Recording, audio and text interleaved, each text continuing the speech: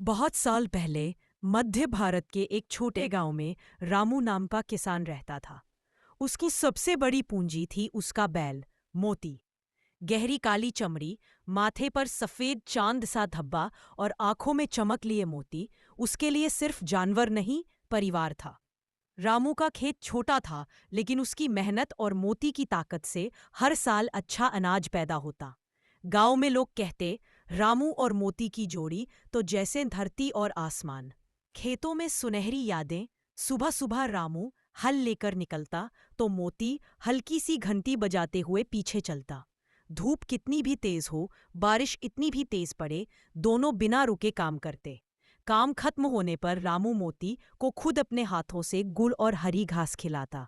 कई बार गांव के लोग सलाह देते, रामू अब ट्रैक्टर का जमाना है, बैल बेच दे, नई मशीन ले। रामू बस मुस्कुरा देता, मोती मेरे बाप के समय से मेरे साथ है, मशीन से इसका साथ नहीं तोल सकता। मुश्किल का समय, एक साल भारी सूखा पड़ा। खेत बंजर से हो गए, अनाज कम हुआ, कर्ज बढ़ गया, घर का चूल्हा तक ठंडा पड़ने लगा। रामू परेशान था, पर मोती को भूखा नहीं रहने देता। खुद कम खाता, पर मोती के लिए चारा जुटाता। एक दिन मोती अचानक बीमार पड़ गया। गांव के वैद्य ने कहा, उम्र हो चली है, ज्यादा उम्मीद मत रख। रामू रात भर उसके पास बैठा रहा। मोती, तू ठीक हो जाएगा, हम फिर साथ में खेत जोतेंगे, वह फुसफुसाता। आखिरी हल, अगली सुबह गांव में बुआई का दिन था। रामू ने देखा मोती बमुश्किल उठ पा रहा है, फिर भी उसकी आंखों में खेत में जाने की जिद थी। रामू ने हल बांधा। मोती धीमे धीमे चलता रहा। सूरज की पहली किरण में खेत की मिट्टी पर हल की पहली लकीर पड़ी। ऐसा लगा जैसे धरती भी उनका आशीर्वाद दे रही हो। 2 कदम बाद ही मोती रुक गया। उसकी सांस भारी हो गई।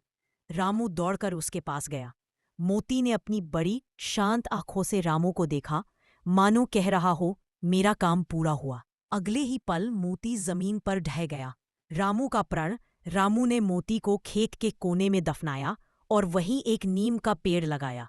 उसने कसम खाई कि जब तक जिंदा है, मोती के नाम की याद में उसी खेत में मेहनत करेगा। बरसों बाद वह नीम का पेड़ गांव का सबसे बड़ा पेड़ बन गया। बच्चे उसकी छान में खेलते, किसान वहीं बैठकर आराम करते। लोग उसे मोती का नीम कहने लगे। रामू हर बार जब खेत में हल चलाता, नीम के पेड़ को देखकर मुस्कुराता, चल मोती, आज फिर अच्छी फसल होगी। संदेश: यह कहानी हमें याद दिलाती है कि सच्चा रिश्ता सिर्फ इंसानों से नहीं होता। कभी कभी जानवर हमारे जीवन में उतनी ही गहराई से जुड़े होते हैं जितना कोई अपना। उनकी वफादारी और प्यार अनमोल है, जिसे ना समय तोड़ सकता है, ना मुश्किलें।